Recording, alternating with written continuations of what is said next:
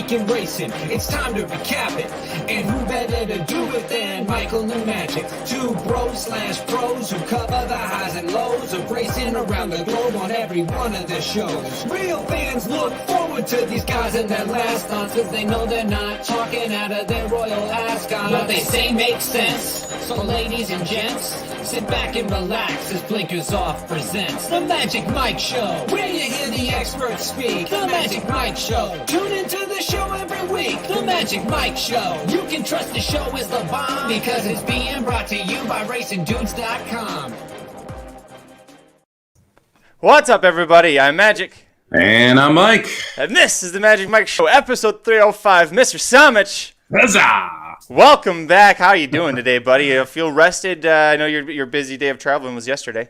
Yeah, I'm feeling good, man. I got to say, it's an advantage to be from the East Coast NHC week because I was waking up at like 3:30, 4 o'clock in the morning, Vegas time. And so that 8 a.m. post time at Saratoga wasn't so rough for being someone coming from the East Coast and never really switching back over. So like today, daughter walks in at 7 o'clock, no issues. It was all good. So it's kind of nice in that sense to be coming from the East Coast, going out West, never switch the clock. So the travel was no big deal. That's good. That's good to hear. And speaking of hearing things, my 4-month-old, going to be 4 months old tomorrow, is right down here, just chilling out. You actually see him in the bottom of the corner of the camera. That's funny. So you might hear him just a little bit. I apologize for that. But we are going to hear a lot from Mike Samich because a lot of this show, we want to hear about Mike's NHC 2021 experience. You didn't make it to the final day. I fully apologize. It's my fault for not being there to support you. I'll do better next time, I promise. You better. We're only 5 months away now, man. And this is a dedication episode. You've got the baby in the room. I'm missing Bachelor in Paradise here. I mean, we are dedicated to getting this episode out. NHC was awesome, man.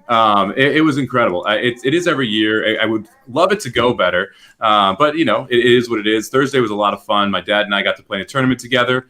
We were both in contention for a seat until about, 4 or 5 races left, which was nice. I ended up beating him by 20 cents, which is always important. So it was a lot of fun, and he had an absolute blast playing the tournament.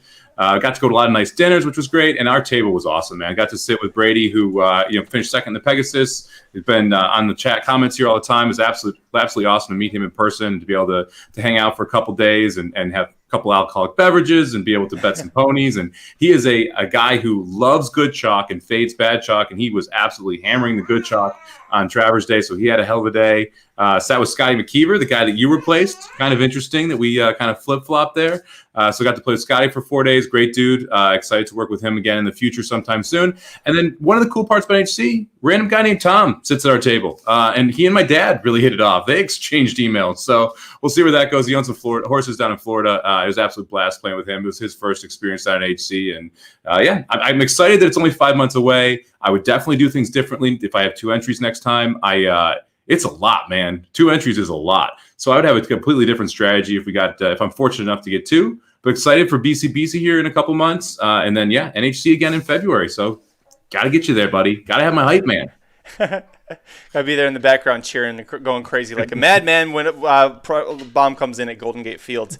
Talk a little bit about your strategy with the 2 entries that you have, because that's something that was new for you this year. Last year it was just the 1 entry. You just had to worry about 1 set of picks. This time you had 2. Can you talk a little bit about what the differences were and what you learned maybe for next time you have 2 entries in a big tournament like this? Yeah, you learn that trying to find 20 optional horses a day in 77 races is way too hard, especially when you have 13 races that go off within an hour of each other. It's just race after race after race. There's not even enough time between races for them to put the audio on all the races. So there was a point on Saturday where we were missing Gulfstream races, missing Ellis Park races because other tracks were on the audio. So if I do 2 entries again, and I'm hoping to again, I will use every optional play exactly the same.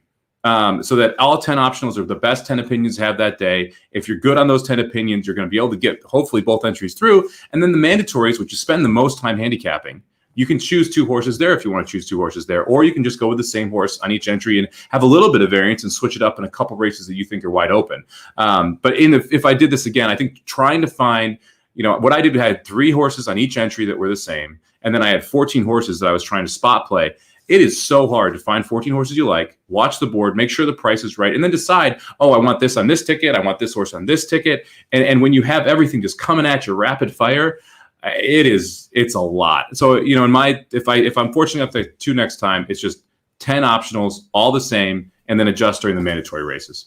That makes a lot of sense. I was just sitting here trying to formulate an idea of like, okay, well, how would I do it if I had to? And that's the idea I came up with. You're basically kind of like what we do with the ticket structures, right? Where you're maximizing, or you're really pressing rather your opinions, which is these are the best optional ones for me to take. How did you do as far as the optional and the mandatory goes? Because last year, this is how hard it is, how crazy it gets with the optional.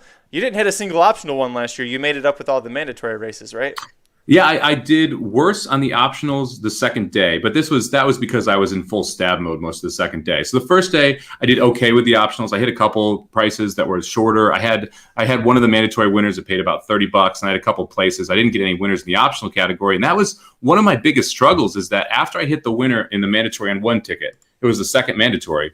The other, I didn't have it. Then I was trying to figure out, okay, well, what horses do I like enough to put in my optional on my A ticket now? But then my B ticket's over here, and do I just want to play 20 to 1s? How do I want to play it? And I felt like making all those different decisions made you second guess yourself quite a bit. And it also meant that I'm trying to find races that I probably wouldn't normally play, and stabbing at those on the second entry and not the first entry. But then the first entry, you lose a little confidence in yourself because you aren't hitting, but you're right. Playing Ellis Park for no reason, and it just kind of snowballs on you in some ways. So I really like that all the same place, and it was frustrating. We talked about this at the table too.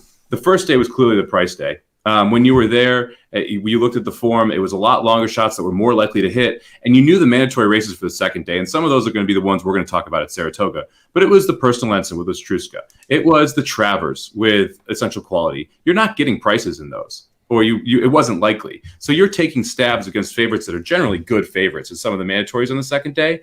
That means it's a lot less likely that you're going to see some of these monster scores. And if you looked over the Saratoga card, I texted my top four to Aaron and Jared, and the next text from me was, this might be the chalkiest big day card I've ever seen.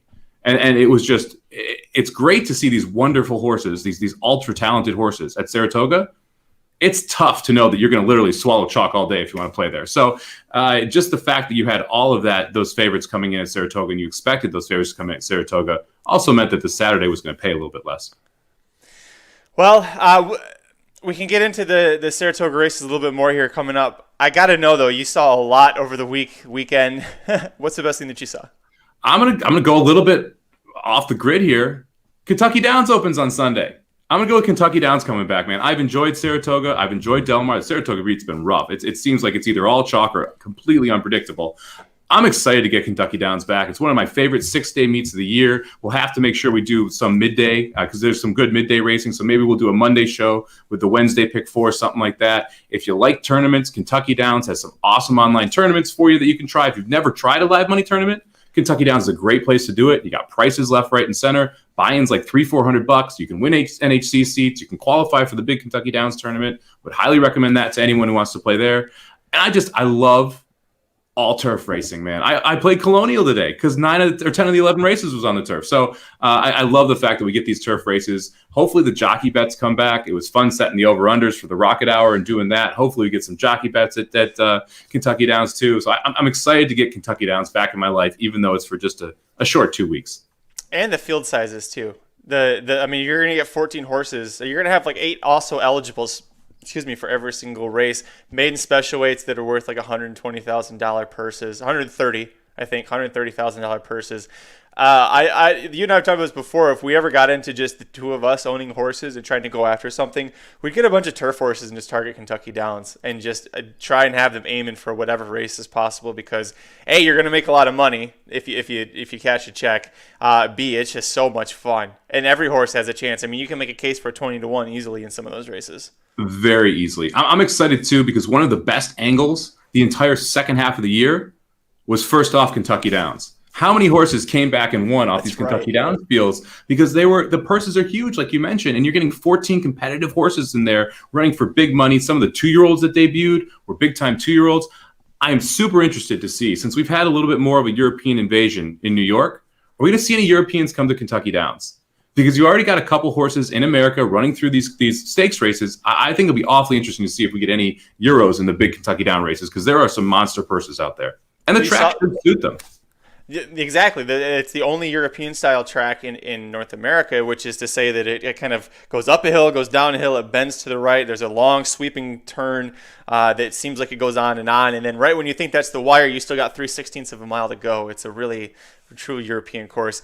We saw what Charlie Appleby did, right, with Europeans earlier with Althika and Summer Romance came over, targeted those big races. Aiden O'Brien targeting the big $1 million turf races for 3-year-olds. So it'd be great to see what happens. I'm real curious to see. It starts on Sunday, you said? I couldn't remember if it was Saturday or Sunday. Yep, Sunday is up first. And one thing I should note, I'm glad that Caesar brought this up here. So Jose Arias almost became the first ever 2-time winner of NHC, which is wild. If you don't know about NHC, it's 550 entrants. This guy almost won it twice. He won it, I think it's 2014 he won it. So absolutely would have been an amazing accomplishment. There was someone who was going to be a second-generation winner. His father won it. He had the chance to win it as well, so that's absolutely amazing. And the person who won is a 26-year-old. One of the funniest things that came out of the whole damn weekend. This guy wins $720,000, $725,000. And the first question, they go, "What do you think you're going to do with the money?" He goes, "I think I'm going to move out of my parents' place." So absolutely iconic stuff from this guy. And his name's Justin. He was leading literally. I think he led after the first day, or he was close to it right after the first day. Led after the second day. He didn't have much success at the final table. Had a 15-1 shot that won the final race, or 19-1 shot that won the final race to put him up top of the leaderboard.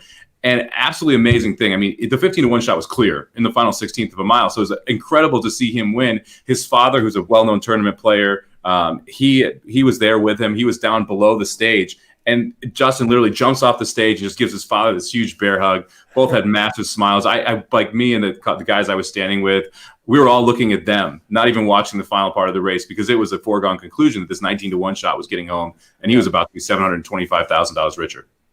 I like that there's an interview afterwards with the father, too, where he was talking about the strategy going in, and he was trying to tell him, I think he was trying to tell Justin, like, go for like a 6-1 or maybe an 8-1, like go for like a middle one, play it safe. And he just looked at his dad. He's like, when am I going to get another chance to win $725,000? And he's just like, I got to go for it. And like, he's 26-year-old living at home with his parents. He's got the balls to do that.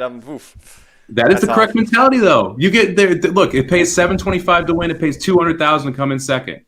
That's a $500,000 jump. You got to make it happen when you get the opportunity. So I'm proud that he made that decision. That is the correct decision to make. You got to take your shots to win when you get him at this thing. And there's a really cool article. Justin Dew, he wrote a great article about. He knows the family well. He wrote a great article about the father, who is a funny guy and definitely a smart horse guy, and the son as well. So definitely check out Justin Dew's article. You can find it on Twitter. He writes for loanspeed.com. That's pretty great. I was on yesterday with Aaron, so I had a best thing that I saw from the weekend. But I got another one. As you know, and the reason we were a little late here getting going and why we were delayed, Mrs. Magic has a job now. She just finally got on a new show again. So, yeah, it's pretty exciting. First job since the end of March. Yeah, so she's on a new TV show. It'll be on Netflix. Do you remember the movie from 1998 or 99, The Best Man? Then there was a sequel, The Best Man Holiday. No? Okay. Well, they have their own pretty big audience, and so they're doing a Final Chapters limited series on Netflix. So she's going to be working on that. But that's cool about it is not only does she get a job and we get to keep our insurance, which is pretty great because the racing dudes don't pay for insurance. Thanks, guys. Is that the other nice thing is that this job goes through till May. So she's going to have this is the most longevity she's ever had with a job in TV. It's very hard to get something that's going to get you a contract almost a full year. So that's pretty exciting. So I'm very happy for her. Hopefully things turn out pretty well for that. But yeah, it's exciting. But I've been playing full-time dad today and yesterday, taking care of him because she started work on Monday. He doesn't start daycare till tomorrow. So then when we come back on Thursday, Mike, the best thing that I saw will be that he started daycare because my day is going to open up so much. Yeah, the full-time dad gig is fun, but it's a lot, man. Anytime you got the kid for 9 straight hours, it's a lot. So it's definitely tip of the cap for full-time dad magic to knock that out of the park. And yeah, you're gonna have to let us know when we need to, I guess not set the DVRs, but when we need to start streaming that Netflix show. We could binge it. We could have a live binge on Racing Dudes Medias. Well, we can talk about that off air. Before we get into it, Caesar said, what do you guys like on Thursday at Del Mar? Caesar, there's a horse in race 6 on the rail. Candy on top. Mike likes Carla Gaines. This horse is going to be pretty strong there. So race 6 at Del Mar on Thursday, number 1, Candy. Wait, is that Thursday? Yeah, Thursday. Candy on top. But Mike, we're going to get your thoughts about everything from this past weekend and also take a look at the Breeders' Cup Classic. There's a lot of variables that could make things really interesting. Let's get into it, buddy. Riders up.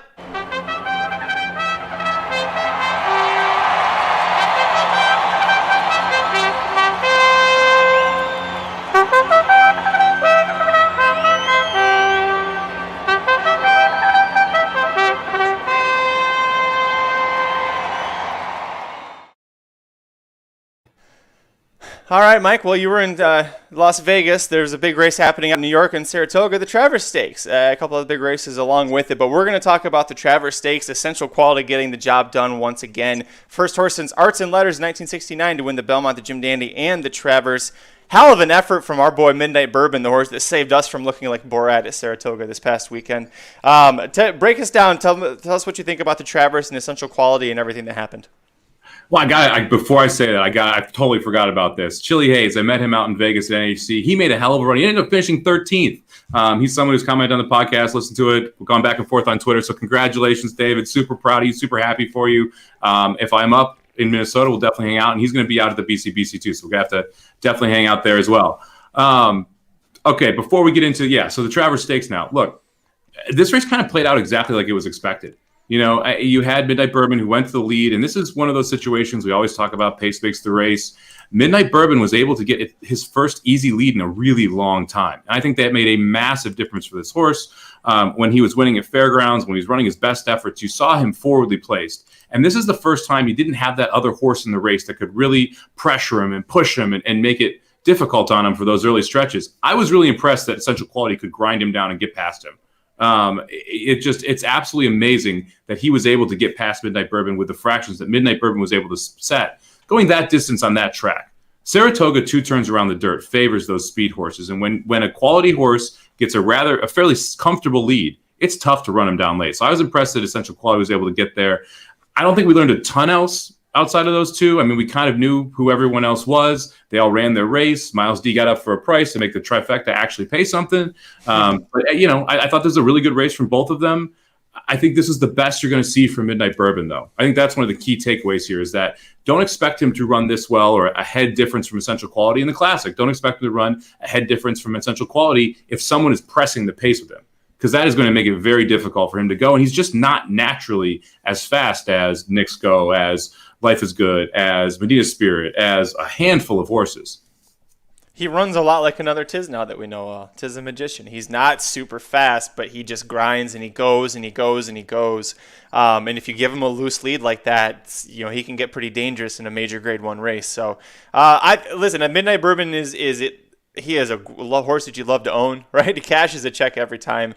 Aaron said it yesterday. Would you be surprised if this horse got a 3rd or 4th in the Classic, beaten 6 lengths? No, but do we think he's got a chance to win? No, but I mean, this is a horse also that can sneak a Grade 1 win with the right field if he goes, especially like a winter time, like maybe the not the Cigar, but what's the other? The Clark. He could go to the Clark if he wins that facing older horses. A lot of the top older horses take it off by that point of the year. He could go win the Clark. It wouldn't surprise you. But he's a solid horse, a Grade 3, a Grade 2 winner. And if you get the right field, the right pace set up, you could spring a surprise like that. Yeah, that pace setup's the key to me. He cannot win from way off the lead. He's not going to be able to run someone down. He really needs the lead and be able to show the heart that he has to try and stay up there. So if he gets the right setup, he's dangerous in any race he's in. It's just tough for him to find the right setup every time. Let's talk about 2 other horses that we were pretty impressed this weekend. We'll start with Life is Good at the same track here. Chino says Essential Quality wouldn't even be relevant if Life is Good never got hurt. That's an interesting discussion. It would have been really fun to see those two try and throw down, but maybe we'll get our chance later in the year. He wins the Alan Jerkin, he gets second in the Alan Jerkin Stakes behind Jackie's Warrior, who is probably the best sprinter in the country right now, regardless of age. Life is Good, very impressive off the bench, with first time with the barn, first time in Saratoga, first time with Mike Smith riding him like authentic in the Haskell. So talk us through Life is Good, your thoughts about his effort there, and what do you think Life is Good is going to do moving forward? I think he is the most interesting horse in training right now, right? I mean, because you have, first off, that was probably the best race of the year, right? I mean, it looked like Life is Good had absolutely put away Jackie's Warrior, who's never closed on anyone before. Then Jackie's Warrior gets this beautiful rail trip because for some reason Life is Good decides to go outside. Looks like Life is Good is completely gassed. And then all of a sudden, Mike Smith kind of gives a little bit more of a ride. Life is Good responds. And it looks like Life is Good is going to go by in the final 16th. And all of this is after they run a 21:44 opening half. I mean, just an absolutely incredible race from that perspective. I think one of the keys here is, what do you do with Life is Good now? Do you have Life is Good go 2 turns? Are you going to point Life is Good toward the mile? You're going to point him toward the sprint? You're going to point Life is Good toward the classic? I think he could run in any of them and be dangerous, which is wild to me.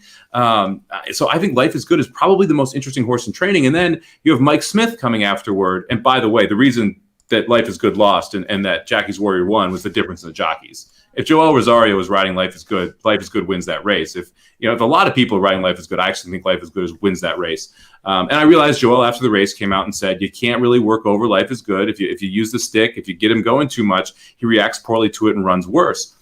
Yeah, I get that. But you also can use some type of riding because clearly he used hands and heels. He was pumping on him the last 16th and he responded.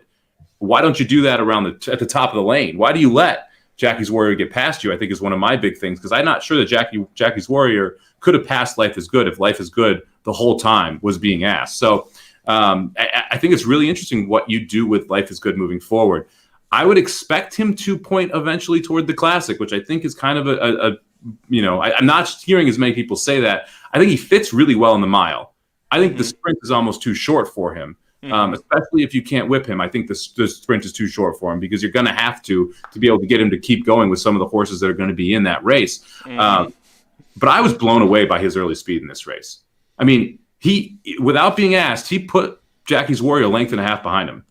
No one has been able to do that. So I think you have to respect that early speed. And man, he's dangerous wherever he goes. I would like to see him in the Classic, and because I think that creates the most interesting scenario.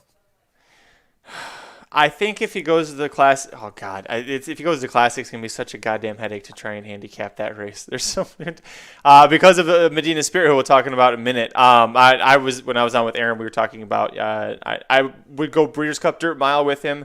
I think that if you want to go Classic, I think you give this horse time to develop at age 4. But you also have the question mark, Mike, that I'd like to hear you answer is, he's an Into Mischief who's never gone beyond a mile in the 16th before. Third start off the layoff after an injury, going a mile and a quarter. Are you worried that taxes him too much? Yeah, I mean, obviously, but Into Mischief won the Classic last year. So, I mean, you have at least one bullet in your holster there. Now, it was with Baffert and the horse rebroke, so you take that with your own grain of salt. But we have seen this horse be successful in a mile and 16th. And look, he looked comfortable cruising going 44. Like, it didn't look like he was trying all that hard. If you let that horse cruise at 47, 46, I mean, he's pretty dangerous. He reminds me a lot of Nick Sko in that sense, where he just kind of seems to have a high cruising speed. And it's not that taxing to go that fast. And when you do that, you run the rest of the field into exhaustion. It's what you see Nick Sko do, is that it's not just that he's putting up these fractions, it's that people are trying to chase these fractions. Right. And he's going a lot smoother than they are going that fast. And I think you see the same from Life is Good. Can he get the distance? We'll find out. I think the next race is going to kind of tip the hand. If he ends up going 2 turns, going a mile and a 16th, a mile and an 8th, something like that, you're going to see him in the Classic. If you see him go a mile, if you see him go 7 furlongs, he's probably going to be in the mile. And by the way, he's 1-9 in airs in the mile. Oh, yeah. I don't think there's anybody dirt mile-wise, I'm trying to think, that would be... Yeah, no, he'd...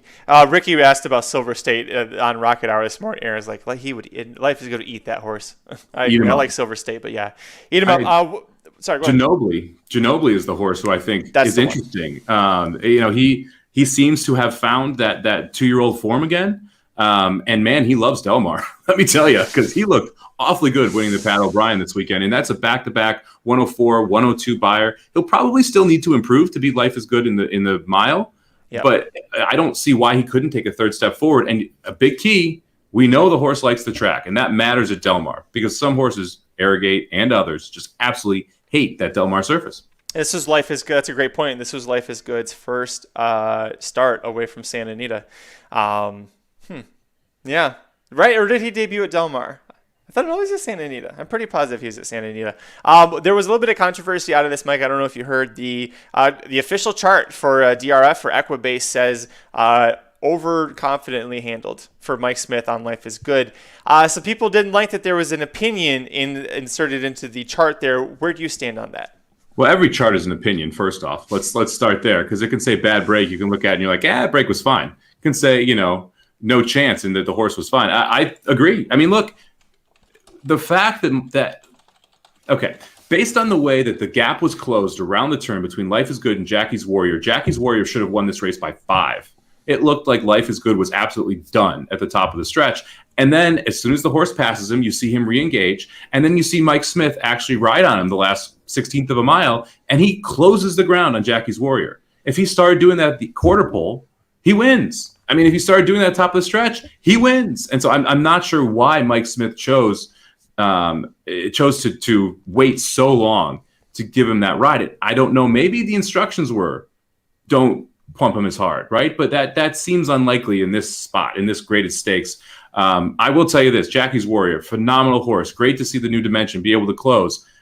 Life is Good is way better than Jackie's Warrior. I mean, just in my mind, Life is Good is way better than Jackie's Warrior. We just didn't see the best Life is Good, and we saw a pretty bad ride on him. Well, you said Jackie's also was in form, right? Life is Good coming off that long layoff, first start. You would expect the next start is going to show improvement. I think that horse is about 1 to 5 wherever he ends up racing in his next start. I think unless he goes up against Nick's Go in that final start, which I don't think they do, I think that's what ends up happening. Speaking of horses to watch for that like Del Mar, horse named Medina Spirit showed that he liked Del Mar winning the Shared Belief Stakes on Sunday. Beat Rock Your World, a horse that I think we can pretty much, we should at least, tie a ribbon on not being a dirt horse anymore, at least not a grade 1 level. They're going to keep trying with him, but good luck to you. Medina Spirit, however, this is a horse that, Mike, if he gets to the Breeders' Cup Classic, tell me you don't get shades of authentic here. You've got Velasquez, you've got Baffert. It's a 3-year-old. It's a horse that kind of sits and waits on horses. But if you watch the Shared Belief, watching it live, thought it was done when he was done going into the turn. He's just pricking his ears. If you watch his ears, he's just waiting for horses, and he takes off when he wants to. Your thoughts on Medina Spirit?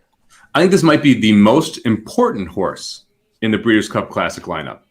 The most important one, because Medina Spirit can't win if Medina Spirit isn't on the lead. Mm-hmm.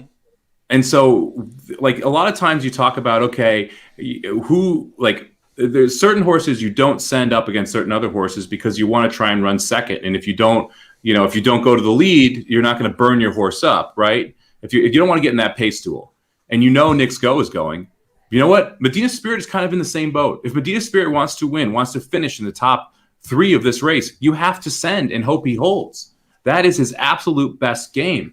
If you sit 2 lengths behind Nick's Go, you have no chance, and it's likely you're going to get passed by a couple horses. I think that you have no choice but to send Medina Spirit if Medina Spirit goes to the Classic. I think Medina Spirit will go to the Classic, and I think this is the biggest wrench in the Nick's Go, coronation train here, right? Is if Medina Spirit decides, I'm going to go just balls to the wall, and I'm going to try and take on Nick's Go because that is my best chance to win and finish high in this race. It's be the first time in a while Nick's Go has someone right next to him the entire race. Imagine this is one of those races. If they both go to the Classic, the post draw and the Life is Good is there. That post draw is going to be so important. Whoever's got inside, like Medina Spirit draws 1-2, Life is Good is say 7 or 8. Medina. I mean, I know it's a long stretch if they're going to Mountain Court Del Mar, but I mean that Medina Spirit's got the advantage being on the inside there. Velasquez is going to look over at Rosario and he's going to say, come at me, bitch. I'm going. Let's go. We'll go 21 flat. That's why I would love to have Life is Good, Medina Spirit, and Nick's Go in this race. I mean, all this, it becomes a handicapping nightmare. I'd be mortified to try and pick the winner. But, oh, my God, would it be fun? Because you have to force, you assume all 3 of these horses go. I'd be surprised if Mike Smith rides Life is Good again. So it'd be interesting to see who his jockey ends up being. But, man, you got to think that you're going to see Velasquez 100% send on Medina Spirit. Nick's Go is going to go. Life is Good is really freaking fast. Man, that would set up for a really fun opening half mile. And we would see some grade 1 stumble bunnies coming home. And, maybe everyone else gets so gassed trying to chase these 3 that one of them holds. But, man, it would be a taxing final couple furlongs. Plus Hot Rod Charlie, who does his best front run, running on the front end. Tiz the Magician seems like he's going to be targeting the Classic right now. He's not fast enough to get on the front end, but he's going to want to go. Like Hot Rod Charlie, Midnight Burpin, Tiz the Magician. You could ask them to go their fastest quarter mile, and they couldn't keep up with these horses for a half mile. That's true. And so they'd be that group of three sitting right behind, which means that if you want essential quality, he's coming from the clouds 4 wide around the whole way. So like it sets up just a really interesting race on a track, by the way, that favors horses on the lead. So it just sets up a really, really interesting race. And you always talk about in these top tier races, these bigger fields, that there's a lot of talent. You kind of want that horse that sits right off the lead and closes. We don't really have any of those right now. It's either like, I'm going to go wire the field, or I'm going to come from over here and try and circle way wide. Like, it gets awfully interesting. And I'm trying to think if there's any even fillies that come in here and we can sit that trip, but I can't think of any. And the Swiss Skydiver train is officially over after this last weekend. So I'm not sure who would be sitting that quote unquote perfect trip. Dennis brings up a good point. If they all go hard, Tiz is going to get a check because he's still going to be trying to run. Listen, he cashes a check. We've talked about that before. That's Mike's argument for why you go to the Classic. You cash a check there. It's a lot nicer than cashing a check behind Lone Rock's Juiced. But I want to touch on, this comment here. Rombauer passed him easily in the Preakness. Yes, I agree with you. The problem that Medina Spirit ran into is the problem that every Todd Pletcher horse runs into when they win the Derby. That 2-week turnaround for the Preakness, Pletcher horses aren't built for that. Medina Spirit, he is tiny compared to some of these other 3-year-olds. He is not built for that. So the 2-week turnaround for that one, he was pretty burned out. You saw how he came back in the Shared Belief, so it's not that he was just a cooked and done Baffert goose. I think this horse has got plenty of talent there. Are you worried at all the fact that this horse lost to Rombauer pretty badly in the Preakness? No, I mean, Rombauer ran so huge in the Preakness too. Like, that horse ran an absolute monster race, and I think there was just a lot that, like you said, Medina Spirit's a smaller horse, and so him coming back in 2 weeks, trying to go those 2 distances that he'd never run before is definitely something that kind of factors into it. Rombauer also freaked that day. I mean, absolutely freaked, ran a monster number, was able to roll right by everybody. So I'm not going to really hold that against Medina Spirit in this sense, especially since you got to expect that Medina Spirit should be better right now than he was early in his 3-year-old campaign, especially in the Preakness, where it was the end of a campaign, an end of a string of races versus the start. So he should be ready to go 3 off the layoff, which is what all of these trainers are shooting for when you look at this. It's always 3 off the layoff into the Classic, unless it's someone like Essential Quality who just doesn't get a break because you're campaigning all year because of the 3-year-old races. I mean, this is kind of an advantage that Medina has over Essential Quality in that sense, where he got this break in the summer, and you've seen Essential Quality win some big races, but each of one of these, you got to kind of wonder, are you going to improve off of it, or are you taking a little bit more out of the horse? Yeah, well, and I'm going to reference back to something John Lees told me a long time ago, that why he initially didn't like Essential Quality or love him as a 2-year-old is he's a paddler. And the problem with paddling horses is that when their leg, whichever one it is that's swinging out to give them, get them running and try and get faster, is they're using more of their energy than a horse that's running straight with their legs, right? So not only does it take more energy in the race, but it's going to take more out of the horse and make it harder for him to come back, which is frankly why I'm so impressed with the campaign he's had on top of just his talent. The fact that he keeps showing up every 6 to 8 weeks and is firing and doesn't seem like it's taken out of him yet, but Mike, you bring a great point. As we get into the fall, we've still got 2 months and a week here to go, so we'll see what happens. I'm not sure if he's going to target another race. I don't know if Cox has come out and said it. I know that Medina Spirit and Rock Your World, for whatever reason, are both targeting the Pennsylvania Derby, which is 3-year-olds and $1 million, but he'd have to ship. Or they can go back to Santa Anita and they'll go for the Awesome again, which is 1 1/8 miles. Smaller purse, but it is a grade 1, and it's a win and you're in for the Classic. So bigger purse, winning you're in, just not having to ship. We'll see what they end up doing. What would you do if you were the connections of Medina Spirit? Would you go Pennsylvania Derby, go after that big purse, or do you go for the winning you're in? I think I'd probably go for the purse and then I go back. I mean, it's especially since it's your home track. There's not as big a shipping cost. The nomination fee isn't that bad if you pre-qualified for it. It's not like you're paying 10% of the purse like the other ones who have to supplement in. So I would probably just ship for the bigger purse against the probably softer field than 3-year-olds, and then figure it out from there. On Essential Quality, real quick, I mean, he's probably going to be a fade for me in the Breeders' Cup. And I know a lot of people like him, and he's been good all year. But when you look at this, I mean, He had to grind down Hot Rod Charlie to be able to beat him. He had to grind down Keep Me in Mind to be able to beat him. He had to grind down Midnight Bourbon to be able to beat him. None of these were these dominant wins. They were all these grinding out, length and a quarter, half a length, head wins. All of those horses are 20 to 25 to 1, maybe longer in the Breeders' Cup Classic.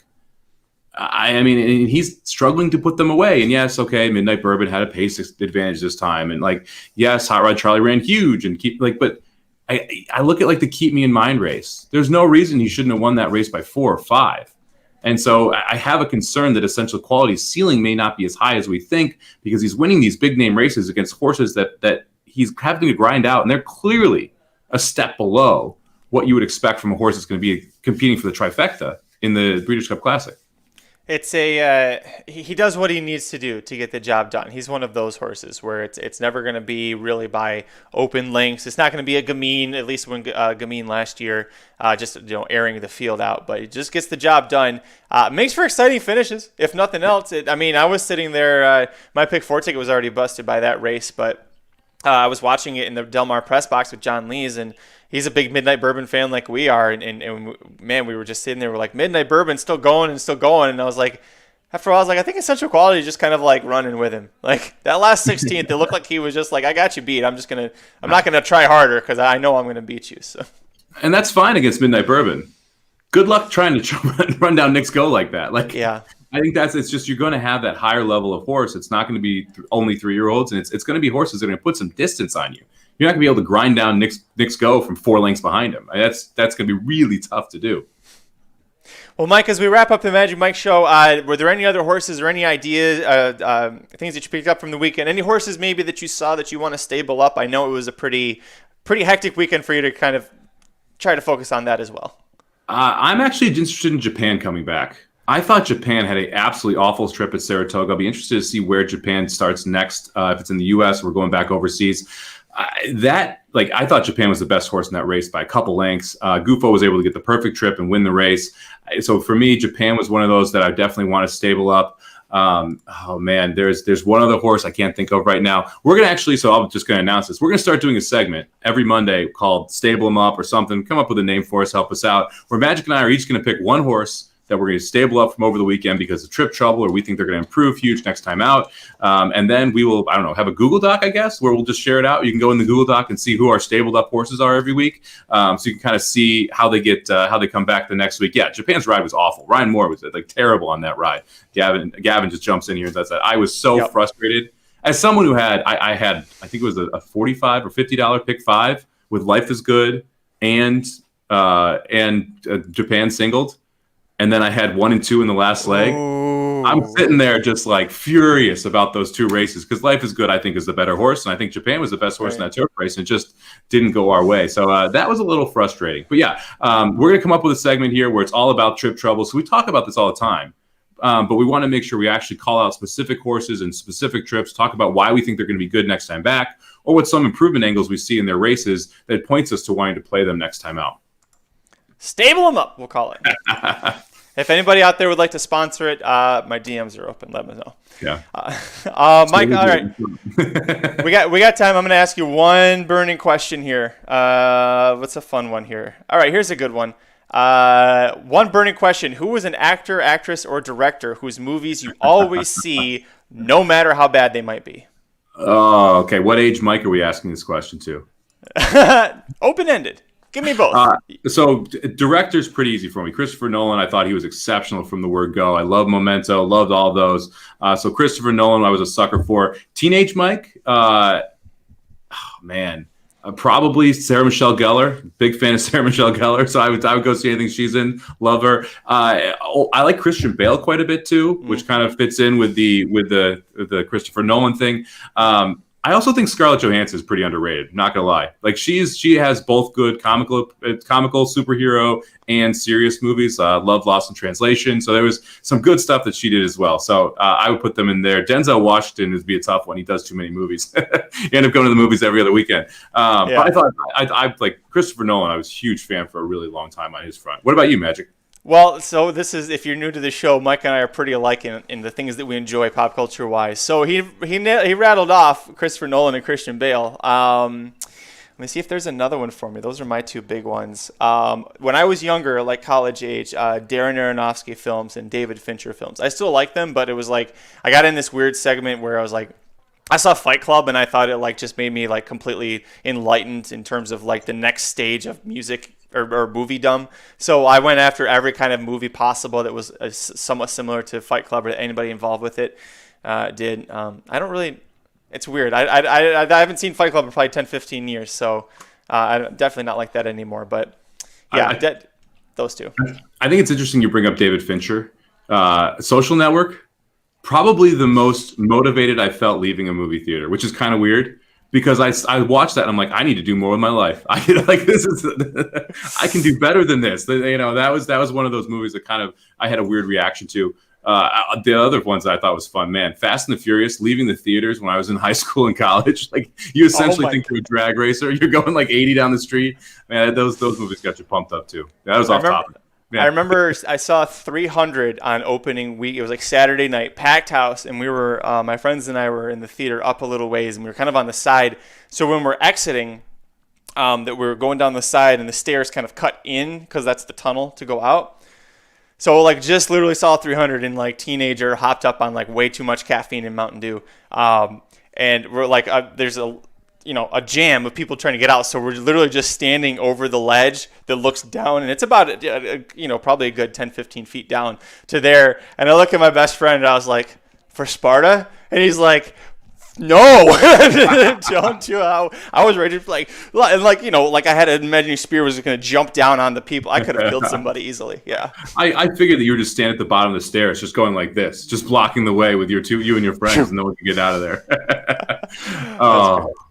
Quick movie recommendation randomly. So one of the things I like is when I'm on airplanes, I watch movies. And so I have what I call, there's good movies, there's airplane good movies, and then there's like streaming good movies. You have the different categories. Yep. Solid airplane good movie. Long Shot. Seth Rogen and Charlize Theron.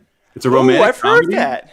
It's a romantic comedy, and it was actually pretty funny. Like I enjoyed it quite a bit. Boys to Men was into it. Like there was some good. There's a good plethora of jokes across a bunch of different angles there, and it's a good story. I enjoyed it. I enjoyed Long Shot. Celeste saw that. I think actually she saw it in theaters, and she really enjoyed it a lot. Trying to think movie recommendation. What have I seen lately? Shoot. I just saw something. Oh, I liked The Suicide Squad. I think it's not getting nearly enough attention, but that's a good one if you like comic book movies. It's very weird. It is very, very weird, but it was a lot of fun. Trying to think. I haven't seen that one yet. That one's on the list. That would be a classic airplane movie for me.